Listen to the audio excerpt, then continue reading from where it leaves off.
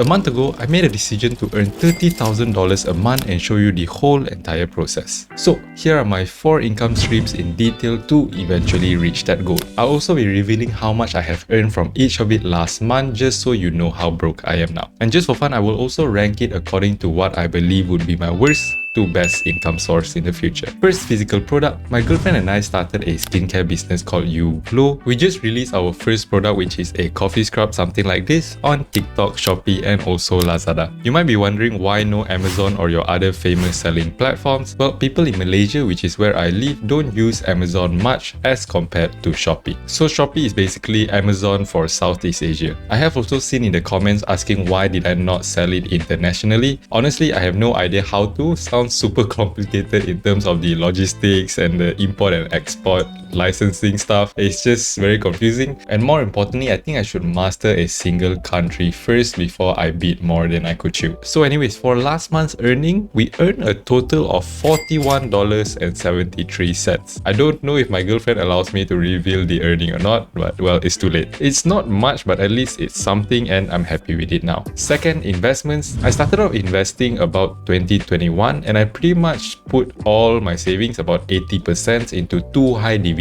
yield stocks in Malaysia. It gave me about 6% per year from what I've invested, excluding the growth of the stock. It's actually not that bad, but I think every young person has gone through this phase where we heard about day trading. I'll get into the details about it in future videos, but basically I started trading, I lost a lot of money, I learned a bunch, I trade again and actually started earning from it. I'm currently investing in crypto like Bitcoin and Ethereum, and I'm also investing in US stocks like Tesla or Apple, basically all those big names. I usually hold a position about a month to a year before selling it, but it really depends on the market conditions. Some people would call this long-term trading and not really investments, but whatever the term is, I basically buy when it's low and sell when it's high. Quite simple, right? So for last month, one of my Malaysia stocks distributed the dividends and I got $67.65. I also sold some previously held stock, which is Tesla and Amazon. I got about $98.13 after selling it. So in total for investment and trading, I earned a total of $165.78. I'll probably stop taking investment/trading so seriously going in the future, which I'll talk about it more later in the rankings. But you can already see my income is quite low looking at the rankings for the first and second income source. Third, YouTube ads. A lot of people, especially the Gen Z/Alpha, would love to have content creation as their career. I know I thought about it ever since I was 12 years old. So if you're thinking to make this your full-time job, I hope that my experience and earnings would help you make your decision. So let's just go through some metrics first for you to understand how much a new YouTuber like me is earning. Last month, my subscriber count is 7,216. A bit out of topic, but I noticed a lot of newer content creators fall into the trap of focusing on subscriber count. Just so you know, it really does not affect your revenue at all, so ignore it completely. The important metrics are mostly on views, which is 100.4k, and watch time, which is 3.6k hours in the last 28 days for me. So for earning, my last month's paycheck is sitting around $93.61. It's probably lower because of the 30% tax from US viewers, and I also did not post any videos at all. But from what I know, YouTubers mostly earn the majority of their income through sponsorships or their own product. I did get some sponsorships offer here and there, but I decided not to do them for now. I know some people are planning to quit their job once they reach the requirements for enabling monetization, which is 1k subscribers and 4k watch time hours. That's pretty much exactly what I did. A bit of a dumb decision, but I can afford the risk, so no regrets. So hopefully that helped you understand the world of content creation a little bit better. Finally, digital products is basically just one single Notion template that I'm selling in Gumroad. It is an absolutely insane habit tracker called Ulti Habit, and it took me way too long to create. But I'm really proud of it because it is something I genuinely use and I did not make it just to sell it. However, the funny thing is I haven't created a single video to promote it, which is pretty much me leaving money on the table. So I should probably get started in the videos if I want to have any hopes in actually earning from digital products. In the meantime, do check it out. The link is in the description, and if you like it, please give me your money. But weirdly, although I have not done anything to spread the word of my Notion template, no videos, no ads, basically not telling a soul, I still somehow got got sales here and there, probably thanks to Gumroad and Notion recommending to other people. With that said, last month only one person bought it, so after Gumroad taking its 10% cut, I got about $11.98. Okay, as for the ranking, I will try to predict which would be my worst to the best income sources in the future. The three factors I will use to rank it is: first, difficulty, how hard is it to acquire the skill; second, resource investments, how much time and money is required; third, risk, does the time and money put in guarantees return. I would rate each factor out of 5 chicken nuggets, 1 being the lowest while 5 being the highest. Okay, so the worst income source might surprise you, but I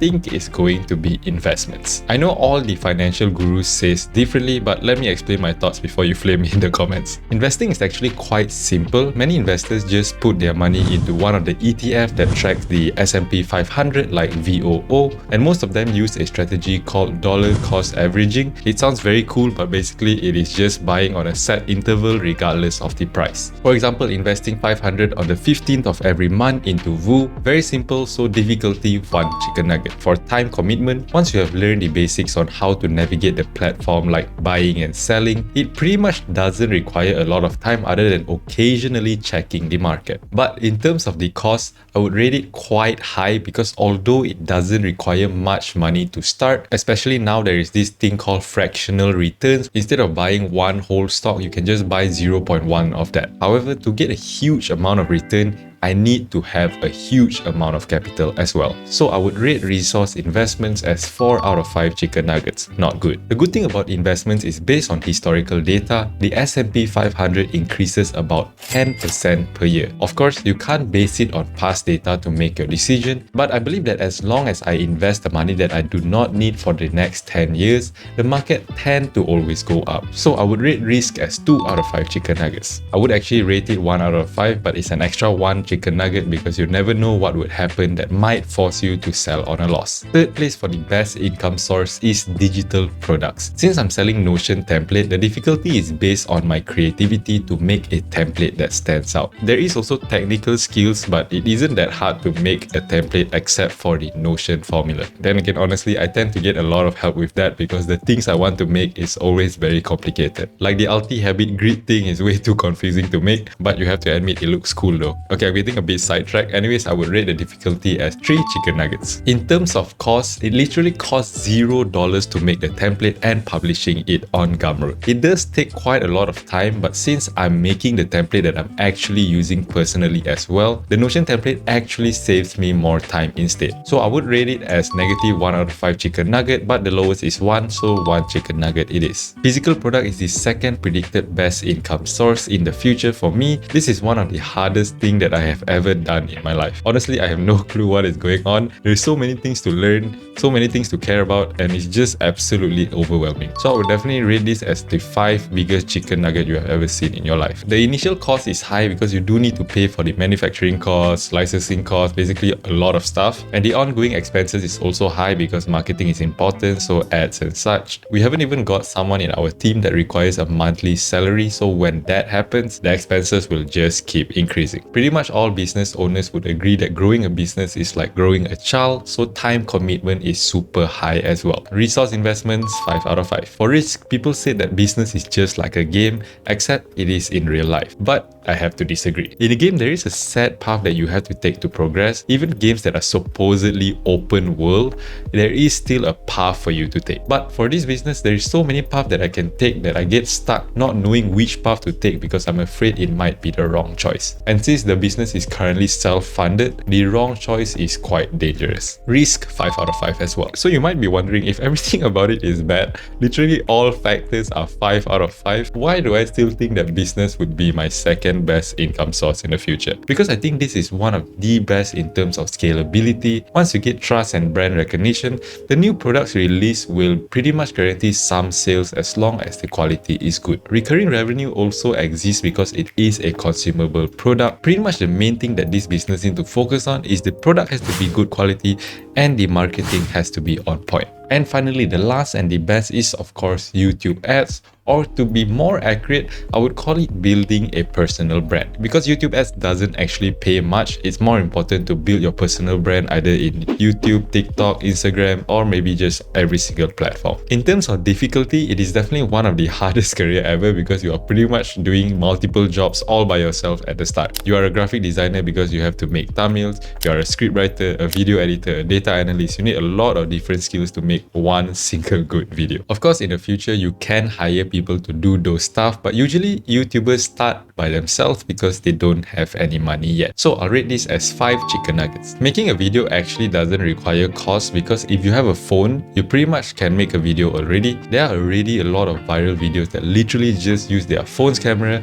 microphone, and maybe CapCut to make the whole entire video. You can literally see those cover songs that are absolutely viral that got a few million views and they just use their phone and also their voice. And once you earn enough, then you could improve the video quality by buying better gears, but it isn't completely necessary. The main and most important investment would actually be your time. As I said previously, there is just way too many things you need to learn and those take a lot of time. Even as simple as a title that literally is about 5 to 7 words has a lot of depth into it and need to be heavily studied as well. So this is going to be 4 out of 5 chicken nuggets for me. Risk is very low because for the money invested, maybe to buy gear like camera, microphone and such, even if YouTube doesn't work out, I can always reuse those gears, so it's not really a loss. The time I spend to learn new skills to make a better video such as editing, storytelling, all can be carried over to other careers because we are in the age of content creation after all. Risk 2 out of 5. So I assume this is best because a personal brand is extremely useful regardless of the field of business you are in. Although business and building a personal brand both succeed by having trust and also recognition, I rated personal brand higher than business because business is tied to that specific field while personal brand is able to expand even more. That sounds very confusing now that I look at it, but basically what I'm trying to say is a personal brand is extremely useful regardless of the field of business you are in, unlike business where you're tied to a certain field. As long as your audience trusts and recognizes you, you can pretty much sell anything and people will buy it. I'm not throwing any names, but some influencers will take advantage of their viewers